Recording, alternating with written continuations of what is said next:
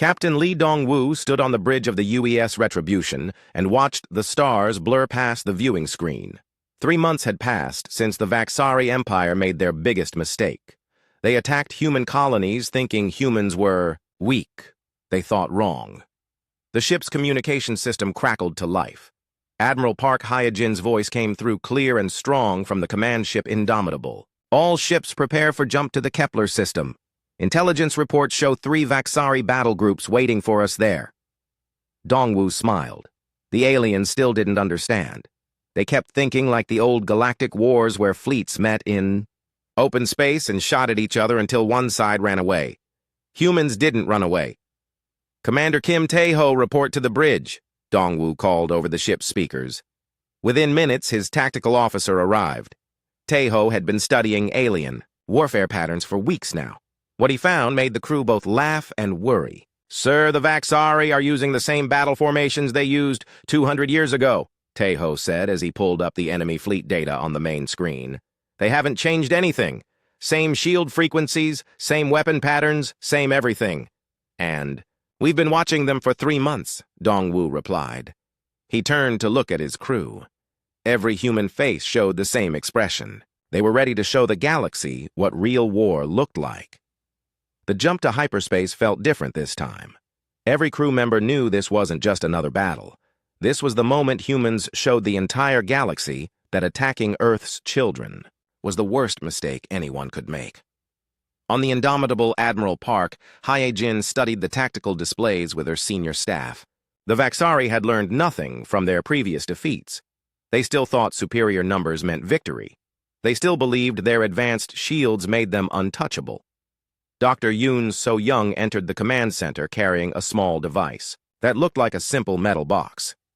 3 weeks ago, this same device had been impossible alien technology. Now, it was just another tool in humanity's growing arsenal. Admiral, the shield disruptor is ready for field testing, So-young said as she placed the device on the tactical table. We reverse-engineered their entire defensive system. Not only can we penetrate their shields, we can turn them off completely. The bridge crew turned to look at the small device. In the old galactic order, it should have taken decades to understand. Alien technology. Humans had done it in weeks. More importantly, they had improved it. How long did their best scientists say it would take to crack human encryption? Hyojin asked her intelligence officer. Approximately 50 years, ma'am, the officer replied. They're still trying to understand our basic computer languages. Hyojin nodded. The galaxy was about to learn something important about humans. They didn't just adapt to new technology. They made it better. They made it faster. They made it deadlier. The fleet dropped out of hyperspace at the edge of the Kepler system. Immediately, the Vaxari forces moved to attack positions. 3 battle groups meant roughly 60 ships against humanity's 12. The aliens probably thought these were good odds. All ships, this is Admiral Park. Hyojin's voice broadcast across the human fleet. Remember what they did to New Sydney. Remember what they did to the children on Harmony Station. Show them what happens when you hurt our people. Dongwu felt his crew's mood shift. The Vaxari had made this personal when they targeted civilian colonies. They killed families. They destroyed schools. They bombed hospitals. Now they would learn why that was a mistake. The first Vaxari ships opened fire at maximum range. Their energy beams struck the human shields and scattered harmlessly. The aliens had powerful weapons, but they fought like they were afraid to get close. Humans had no such fear. All ships close to engagement range, Hyojin ordered. Let's show them how Earth fights. The human fleet accelerated directly toward the enemy formations. This confused the Vaxari commanders who expected the humans to maintain distance and trade long-range shots. Instead, the humans charged straight at them like ancient cavalry. At 2,000 kilometers, the human ships activated So-young's shield disruptors. Instantly, half the Vaxari fleet found themselves defenseless.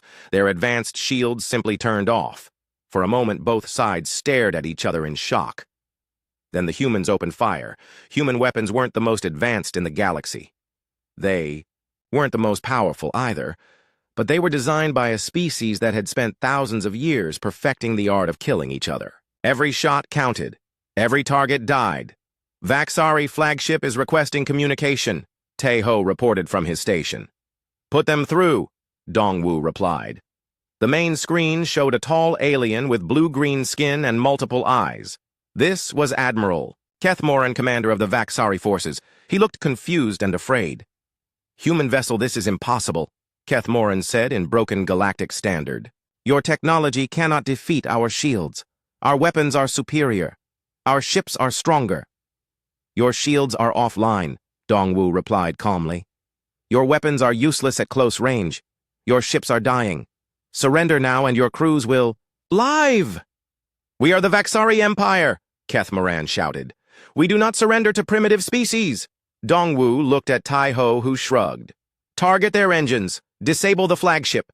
The Retribution's main guns fired once. The Vaxari flagship's engine section exploded in a ball of plasma. The massive ship went dead in space. Around the battlefield, more human ships were systematically destroying or disabling the enemy fleet. "This is Admiral Park to all Vaxari ships," Heejin's voice broadcast on all frequencies.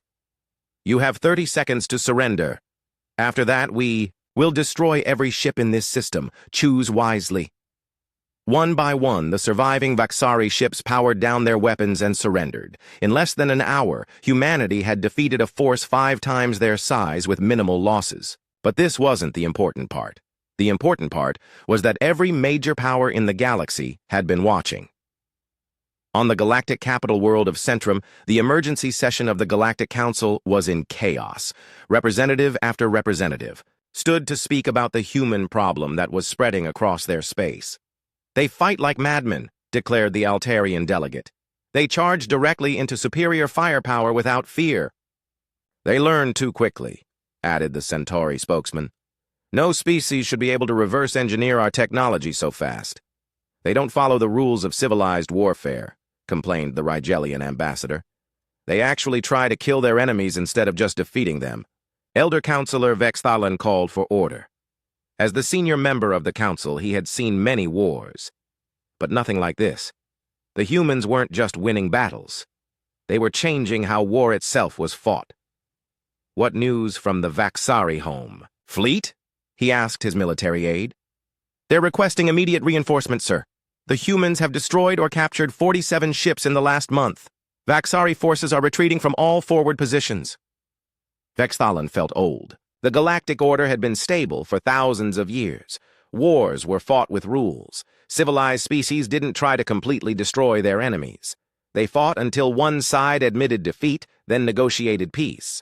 Humans didn't seem to understand this concept. Back in the Kepler system, the human fleet was already preparing to jump to their next target. Captured Vaxari officers were being transferred to prison ships. Wounded aliens were receiving medical treatment from human doctors. Dead ships were being salvaged for useful technology. "Admiral, we're receiving a transmission from Earth," reported. "The communications officer aboard the Indomitable." "Put it through," Heejin replied. The image of Fleet Admiral Song Jaemin appeared on the main screen. Behind him stood the other members of Earth's military command. Their faces were serious, but determined. "Admiral Park, you and your fleet have done excellent work," Song said. "Earth Command has new orders for you. The Vaxari have requested a meeting under the flag of truce. They want to negotiate." "What are our terms, sir?" Heejin asked. "Unconditional. Surrender. Complete withdrawal from all occupied territories. Reparations for damaged colonies. War crimes trials for officers who targeted civilians." Song paused. "And if they refuse, we continue advancing until they change their minds." Heijin smiled. "Understood, sir. What about the other galactic powers?" "They're starting to understand that they have two choices. They can be our friends or they can be our enemies. There is no middle ground when it comes to protecting human lives." The transmission ended, and Heijin turned to her staff. Around her, the bridge crew was already preparing for the next phase of operations. The Vaxari had started this war thinking humans were weak. They were about to learn exactly how wrong they were. "Set course for the Vaxari core worlds," she ordered. "It's time to finish what they started." General Choi Woo-jin stood before the assembled human commanders in the war room aboard Earth's largest space station. Behind him, a massive display showed the current state of the war. Red markers indicated Vaxari positions. Blue markers showed human forces. The red was shrinking every day. Ladies and gentlemen, we are not fighting this war the way other species fight, Choi began. His voice carried the weight of 30 years' military experience. The Altarians fight for territory. The Centauri fight for resources. The Vaxari fight for dominance. We fight for something different.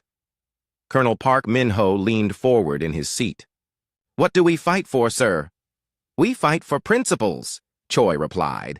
We fight because some things are worth dying for. We fight because our children deserve to live in safety. The galaxy doesn't understand this yet. They will.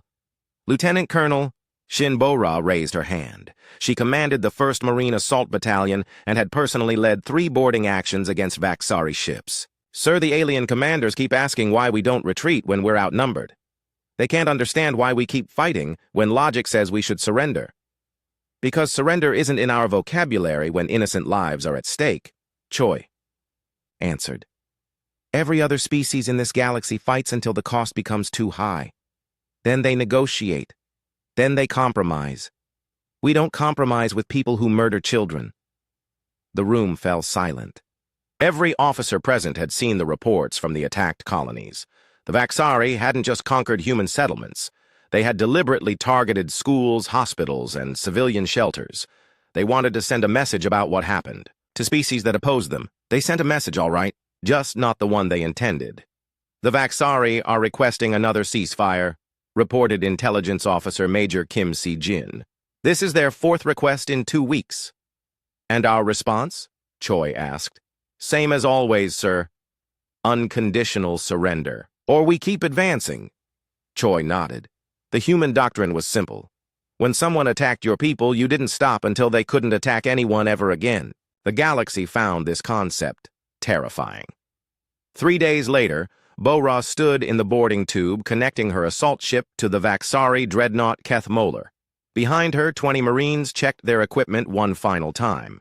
The enemy ship was massive, nearly 3 kilometers long, and armed with enough firepower to destroy a planet. It was also about to become humanity's newest prize. Remember the briefing, Bora told her team. These aliens have never faced close-quarters combat. Their entire military doctrine is based on long-range engagements. Once we're inside their ship, they won't know what to do. Sergeant Nam Jae-sung activated the cutting torch. Ma'am, their hull is twice as thick as our ship's. This is going to take a few minutes. That's fine, Sergeant.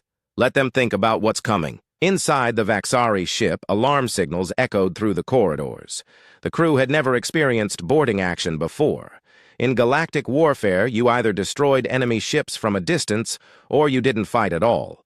The idea of actually entering an enemy vessel and fighting hand-to-hand was considered barbaric. Commander Zethkol paced nervously on his bridge. How long until they breached the hull? Approximately 7 minutes, sir, his tactical officer replied. Should we evacuate the section? Evacuate? We have 3,000 crew members aboard this ship. Are you suggesting we run from 20 humans? The tactical officer looked uncomfortable. Sir, our ground combat training is limited. We're not equipped for fighting inside ships. Zethkol stared at his officer. Every other species in the galaxy agreed that ship-to-ship combat was fought with energy weapons and missiles. Nobody actually boarded enemy vessels. It was too dangerous, too unpredictable, too primitive. Humans apparently didn't care about any of that. The hull breach warning sounded. 20 humans in powered armor stepped through the hole they had cut in the dreadnought's side. They moved with practiced efficiency, spreading out to secure the area. To the Vaxari crew watching on security monitors, they looked like nightmares come to life. This is Colonel Shinbora to all Vaxari crew members. Her voice echoed through the ship's communication system. We are now aboard your vessel. Surrender immediately and no one will be harmed. Resist and we will take this ship room by room. Zethkol grabbed his personal weapon. All security teams converge on Section 12. Stop these humans before they reach the main corridors. What happened next became legendary among human forces. The Vaxari security teams approached the boarding site, expecting to fight at range with energy weapons. Instead, they found humans waiting around corners with projectile weapons that worked perfectly in ship corridors. They found soldiers who used the ship's own structure as cover and concealment. Most importantly, they found warriors who seemed to enjoy close-range combat. Corporal Lim Ye-jin took point as the Marines advanced through the ship. Her squad had practiced shipboarding for years. Every human military officer knew that space combat would eventually come down to taking and holding enemy vessels. The aliens had never considered this possibility. "Contact front," she reported as a group of Vaxari soldiers appeared at the end of the corridor. The aliens raised their energy weapons and fired. The beams struck the bulkhead where Ye-jin had been standing a second before. She was no longer there. The first rule of ship combat was movement. Energy weapons needed time to track targets. Humans didn't give them that time. Ye-jin rolled behind a support beam and returned fire with her rifle. The solid projectiles punched through Vaxari body armor like paper. "Advancing!" she called as her team moved forward. Behind them, more Marines spread through the ship's corridors. The Vaxari crew was learning what human warfare actually meant. On the bridge, Zethkol watched his security teams fall back section by section. How is this possible? They're just humans. We have superior numbers, superior technology, superior firepower. "Sir, they're not fighting like any military force we've encountered," his tactical officer reported. "They seem to know exactly how to move through our ship. They're using our own corridors and passages against us."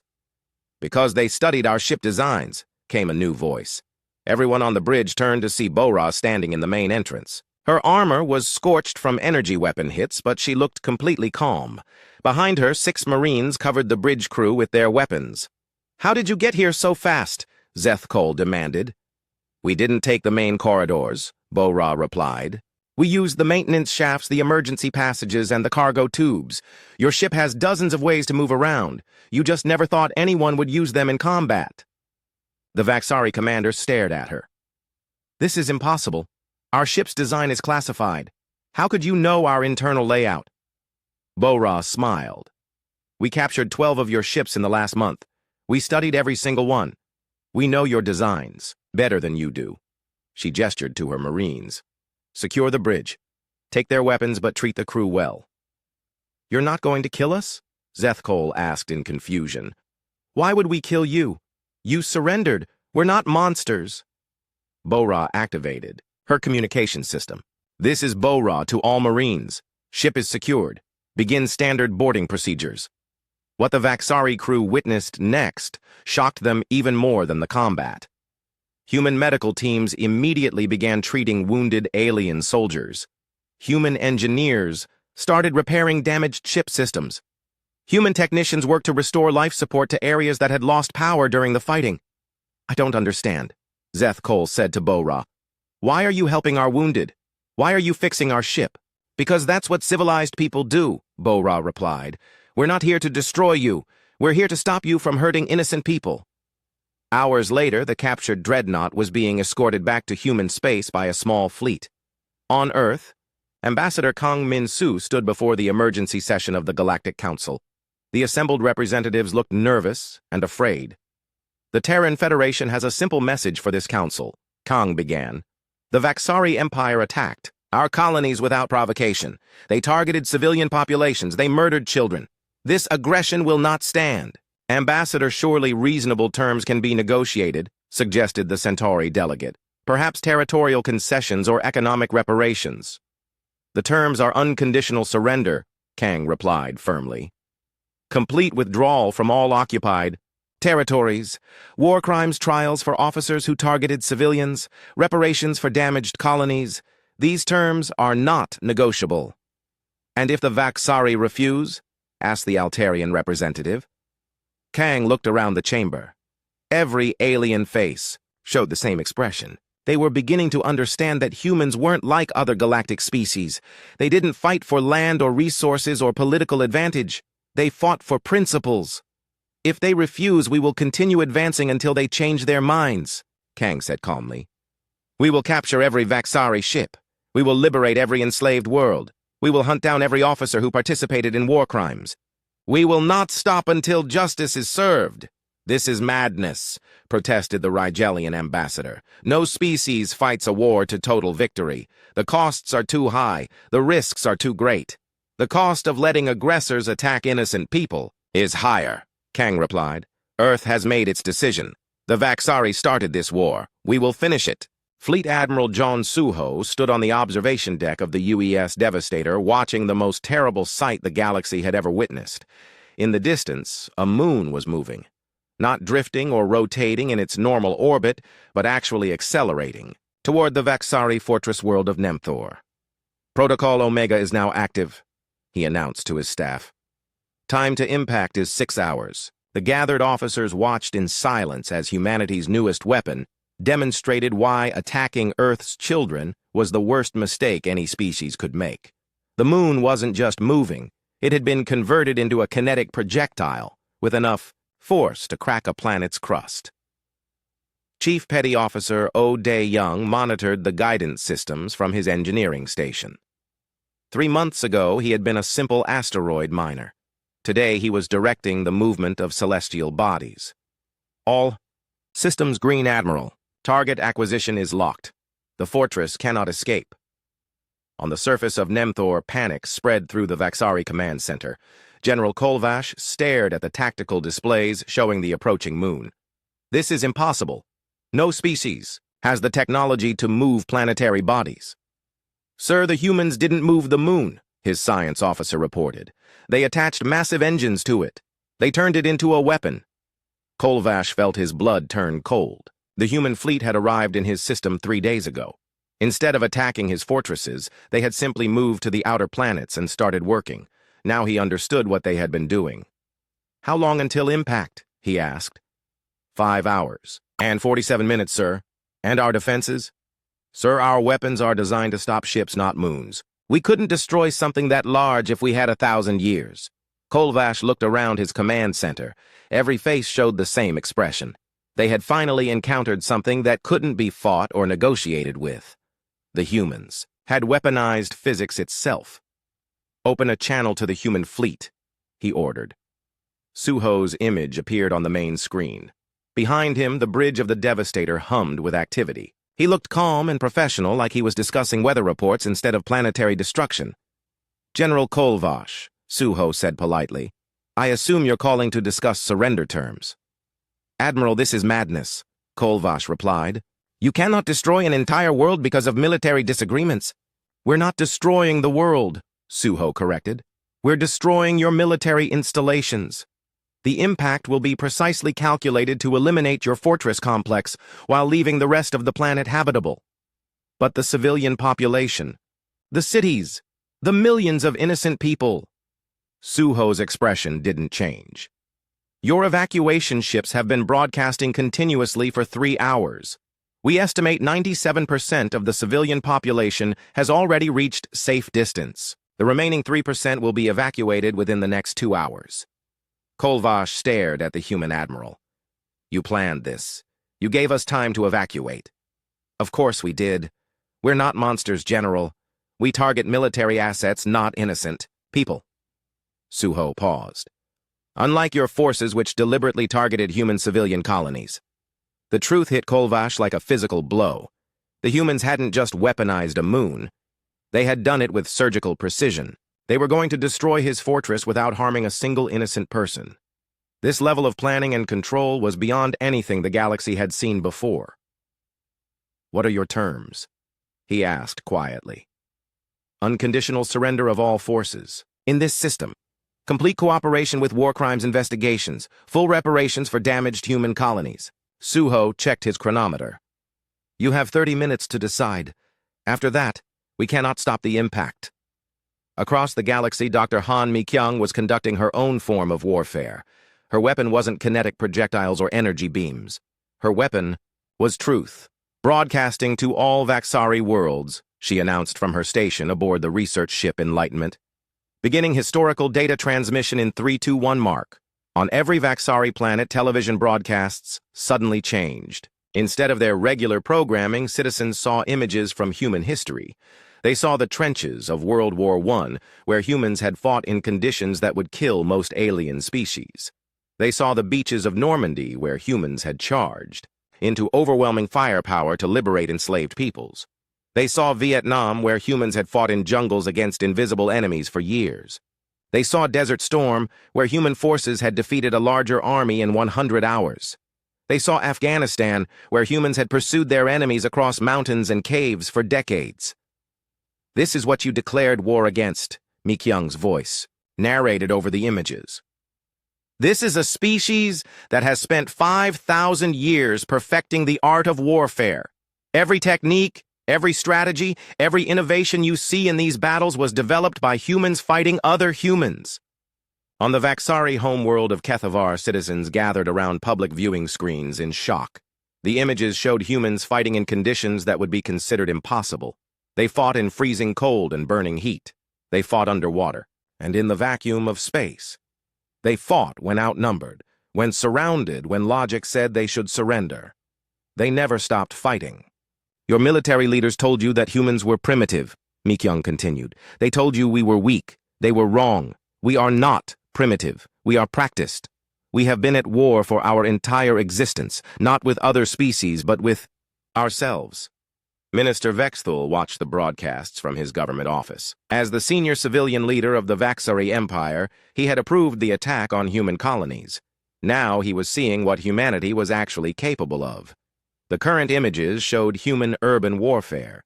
Soldiers moving through cities building room by room. They fought with a precision and ruthlessness that made his blood run cold. These weren't the actions of primitives. These were the techniques of masters. Every human child learns about these wars in school, Mi Kyung's narration explained. Every human studies military history as part of basic education. Your empire attacked a species where every citizen understands warfare at a fundamental level. Vexthul reached for his communication device. He needed to contact the military command immediately. The war had to stop before humanity showed the galaxy what they were truly capable of. It was already too late. Captain Bayek Jin-ho crept through the corridors of the secret Vaxari research facility on Mordun. His reconnaissance team had been tracking rumors of alien experiments on captured humans. What they found was worse than anyone had imagined. "Control, this is Recon 7, he whispered into his communicator. "We have visual confirmation of the laboratory. They're trying to create super soldiers using human genetic material." The response from headquarters was immediate. "Understood, Recon 7. Document everything. We need evidence for the war crimes tribunals." Jin-ho activated his recording equipment and moved closer to the observation windows. Inside the laboratory, Vaxari scientists were working with genetic samples taken from human prisoners. They were trying to understand what made humans such effective warriors. The experiments were failing, catastrophically. "The subjects keep displaying irrational behavior," one scientist was saying to another. "When placed in hopeless situations, they refuse to surrender. When threatened with death, they try to protect other test subjects instead of saving themselves." "Perhaps we're using the wrong genetic sequences," the second scientist replied. "Maybe human aggression isn't based on survival instinct." Jin-ho continued recording as the aliens discussed their research. They had been trying for months to isolate the genetic factors that made humans dangerous. They wanted to create their own super soldiers with human capabilities, but Vaxari obedience. Every experiment had failed because they misunderstood what made humans dangerous. It wasn't superior genetics or advanced technology. It was something the aliens couldn't replicate in a laboratory. It was the willingness to sacrifice everything for principles. The latest batch of test subjects escaped during containment breach simulation, the first scientist reported. Instead of fleeing the facility, they attempted to rescue other prisoners. 3 of them died trying to save alien captives they had never met before. "This makes no sense," the second scientist replied. "Why would they risk their lives for strangers?" Jin-ho smiled grimly as he continued recording. The Vaxari would never understand. They came from a hierarchical society where individual survival was the highest priority. The concept of dying for abstract principles like justice or freedom was alien to them. That's why they would lose this war. "Recon 7 to all teams," he broadcast on the secured frequency. "Facility is confirmed for liberation. Estimate 40. Human prisoners and 60 alien captives. Request immediate extraction support." Within hours, the facility was surrounded by human special forces. The Vaxari guards surrendered without firing a shot when they realized they were facing the same species they had been experimenting on. The freed prisoners confirmed everything Jin-ho had recorded. The Vaxari had been trying to weaponize human nature and failed completely.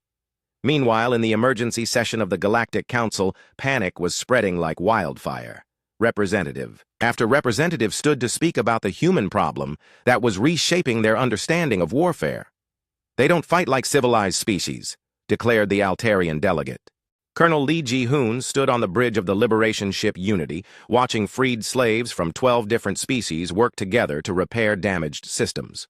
6 months ago, these beings had been property of the Vaxari Empire. Today, they were allies in humanity's growing coalition. "Colonel, we're receiving distress signals from the Kepler mining stations," reported his communications officer, Major Song Hae-won. "Vaxari forces are evacuating slave workers before destroying the facilities." "How long until our fleet arrives?" Ji-hoon asked. 18 hours, sir." Ji-hoon studied the tactical display. The Vaxari were adopting a scorched earth policy as human forces advanced deeper into their territory. Rather than face human liberation fleets, they were destroying everything useful and retreating to more defensible positions. "Signal the fleet to increase speed. Those workers don't have 18 hours.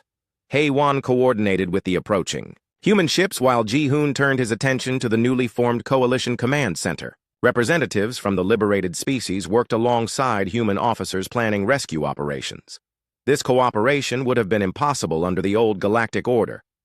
"The Kepler stations hold approximately 40,000 beings," reported Zilnara, a former slave who now served as a cultural liaison.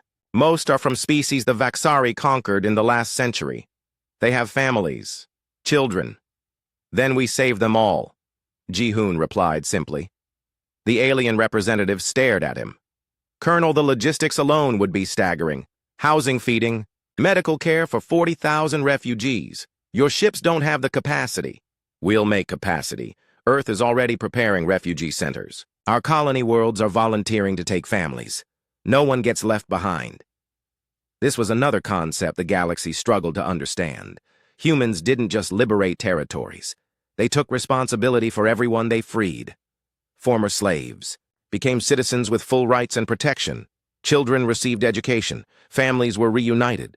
Other species conquered for territory or resources. Humans conquered to protect people. On the Vaxari fortress world of Kethvar, the most feared warriors in the Empire were preparing for their final battle. The Death Guard had never been defeated in 300 years of galactic warfare. They were genetically enhanced, psychologically conditioned, and equipped with the best technology the Empire could provide. They were about to face Sergeant First Class Kim Young-soo and his Special Operations team. "Intelligence reports show the Death Guard are fortified in the Planetary Command Center," Young-soo told his team as they prepared for insertion. 12 warriors, full combat enhancement, energy shields, and heavy weapons. "How many of us?" asked Corporal Lim Jae-won, 6. The team looked at each other and grinned. In any other military force, going up against enhanced super soldiers with a 2-to-1 disadvantage would be considered suicide. For human special forces, it was Tuesday. "Remember the briefing," Young-soo continued. "These aren't just enemy soldiers. They're war criminals who participated in the massacre at New Sydney. Take them alive if possible, dead if necessary."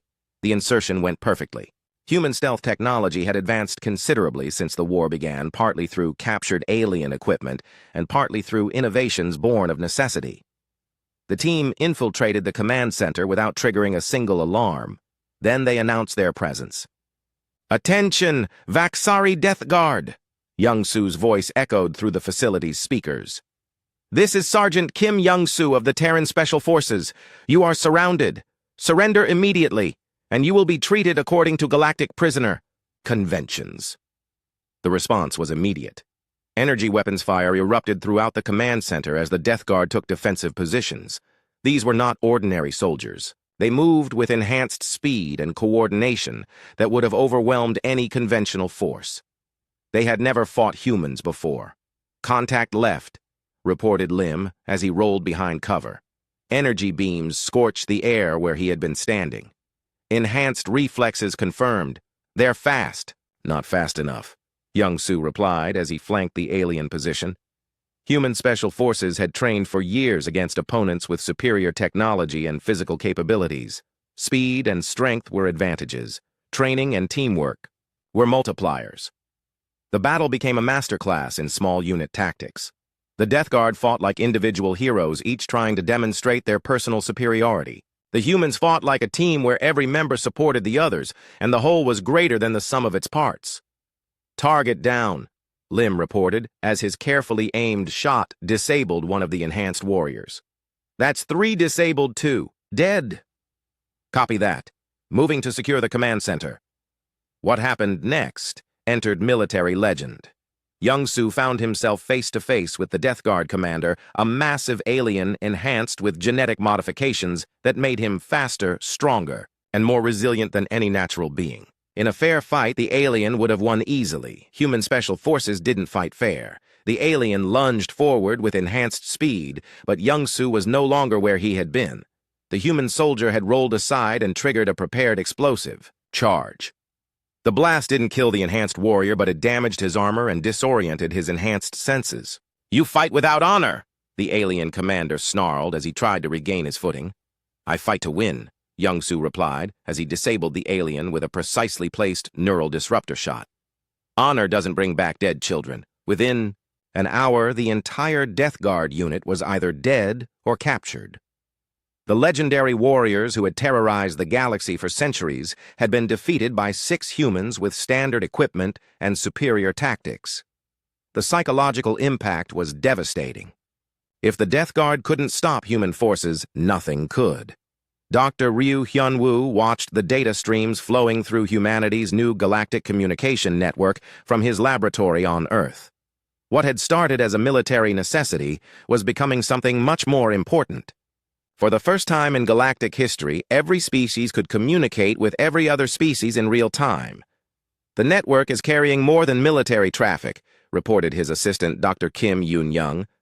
"We're seeing scientific data cultural exchanges, educational programs. The freed species are sharing information with each other for the first time."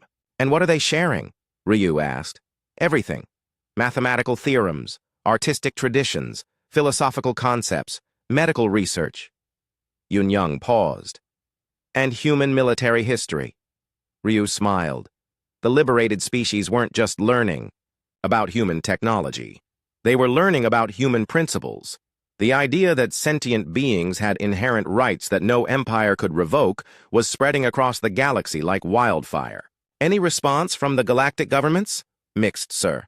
Some species are requesting to join the coalition. Others are demanding we shut down the network. A few are trying to jam the signals. And our response? Standard human diplomatic reply. The network stays active. Any attempt to interfere with it will be considered an act of aggression against all coalition members. This was the human doctrine in action. Information wanted to be free. Ideas couldn't be conquered. Truth was more powerful than any weapon the galaxy had ever seen. On the Centauri homeworld of Alpha Proxima, government officials watched human broadcasts with growing alarm. The images showed liberated slaves working alongside human soldiers, as equals. They showed former prisoners being given citizenship rights and protection. Most disturbing of all, they showed other species adopting human principles about individual rights and democratic governance. "This is spreading beyond military action," warned Defense Minister Cole Thane. "The humans aren't just conquering territory, they're conquering minds."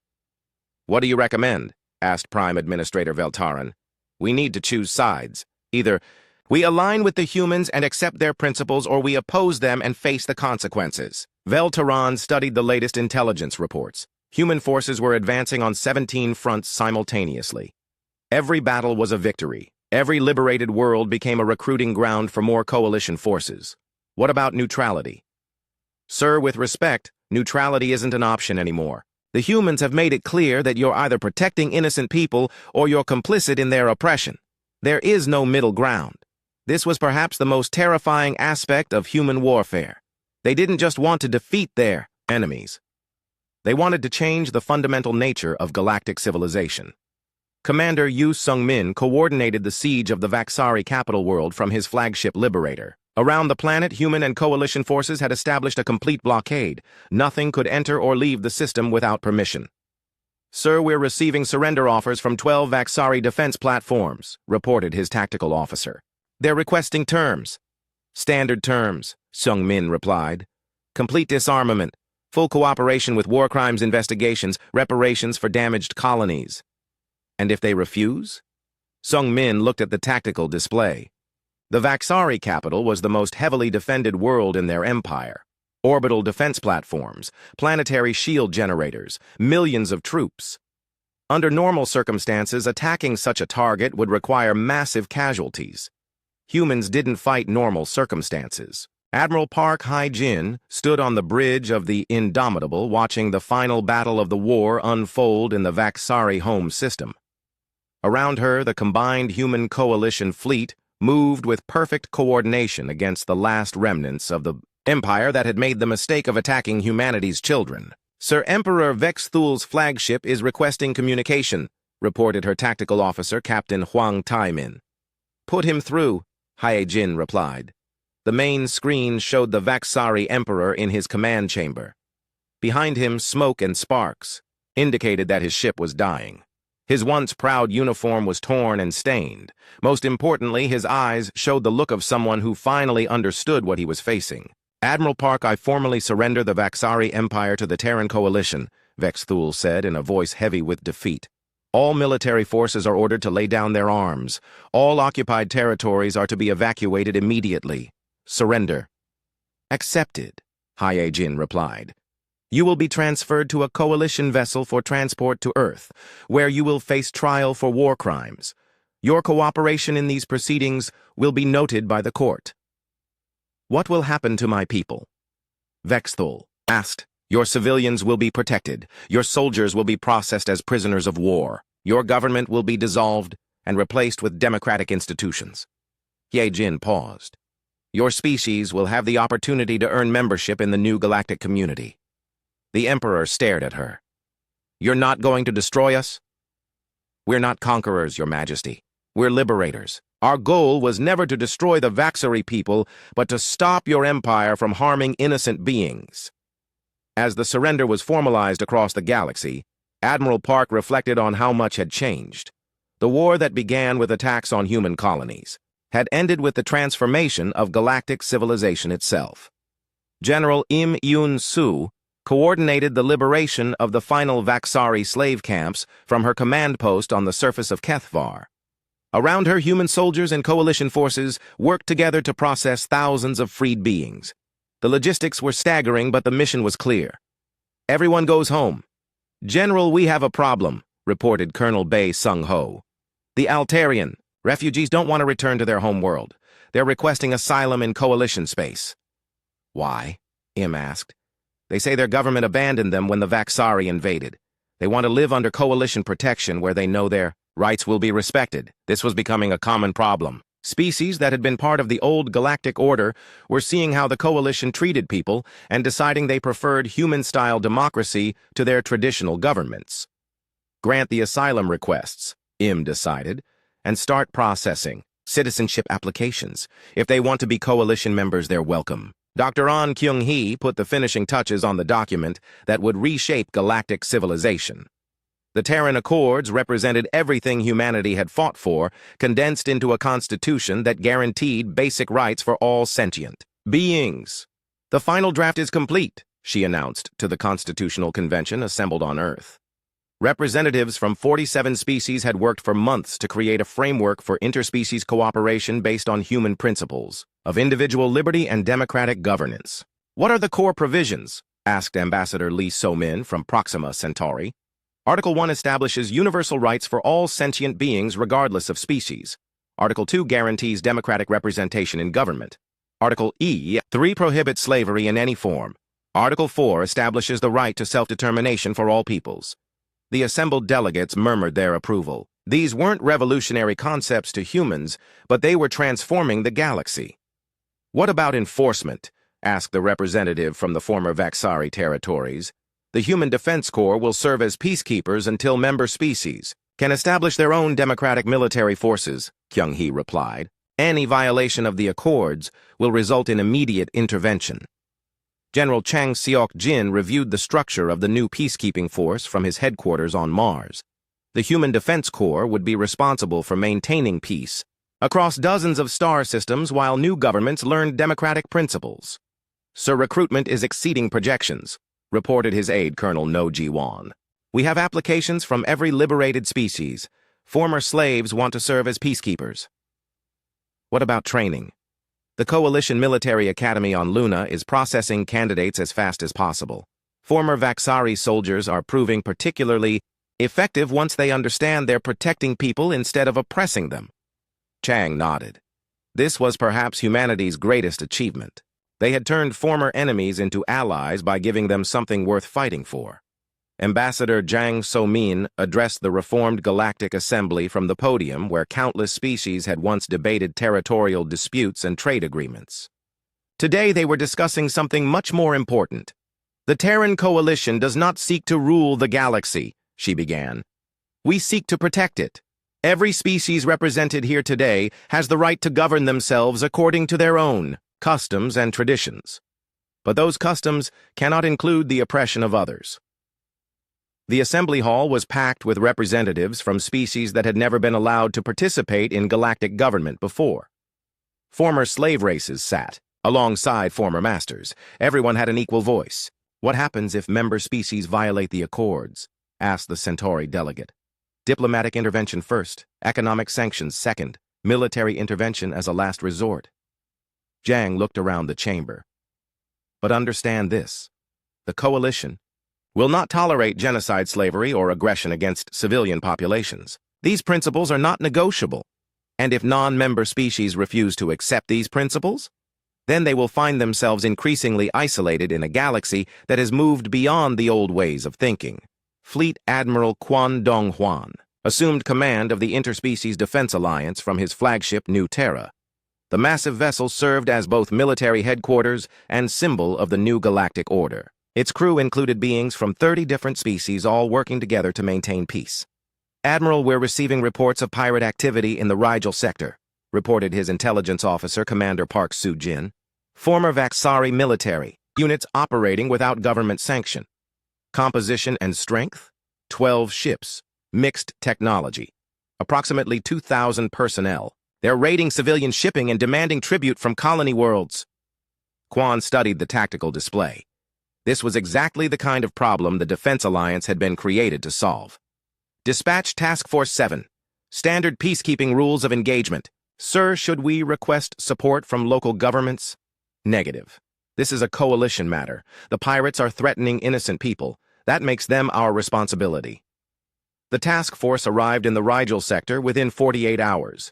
What followed was a demonstration of everything the galaxy had learned about human military effectiveness. The pirates surrendered after their first ship was disabled by precision fire. No negotiations, no ransoms, no territorial concessions. Just the simple application of overwhelming force in defense of innocent people. On the new colony world of New Terra, children from a dozen different species played together in the settlement's central park. Admiral Li Dongwu, now retired from active service, watched them with satisfaction. This was what they had fought for. Strange to think this all started with an attack on our colonies, said Dr. Yoon So-young as she joined him on the park bench. She had left military research to focus on peaceful applications of the technology they had developed during the war. Not strange at all, Dongwu replied. The Vaxari thought attacking our children would break our will to fight. Instead, it showed them what happens when you threaten something humans consider sacred. Do you think the peace will last? Dongwu watched a human child help an alien youngster who had fallen while playing. The simple act of kindness represented everything the coalition stood for. As long as there are people willing to stand up for those who can't protect themselves, the peace will last, he said. We didn't just win a war. We changed what victory means. Across the galaxy, similar scenes were playing out on thousands of worlds. Former enemies working together, ex-slaves governing themselves, children of different species learning that cooperation was stronger than conflict. The old galactic order had been based on the idea that might made right. The strong ruled the weak because they could. Conflict was natural and peace was temporary. Humans had introduced a different concept. Might existed to protect right. The strong had a responsibility to defend the weak. Conflict was a failure of civilization, and peace was something worth dying for. In the Earth system, construction ships worked around the clock building the new Galactic Peacekeeping Academy. Students from every member species would learn not just military tactics but the principles behind those tactics. They would understand that their role wasn't to conquer enemies, but to protect innocents. "The first class will graduate in 6 months," reported Admiral Song Jae-min to the Earth Defense Council. 5,000 peacekeepers from 47 species, all trained in coalition principles and human military doctrine.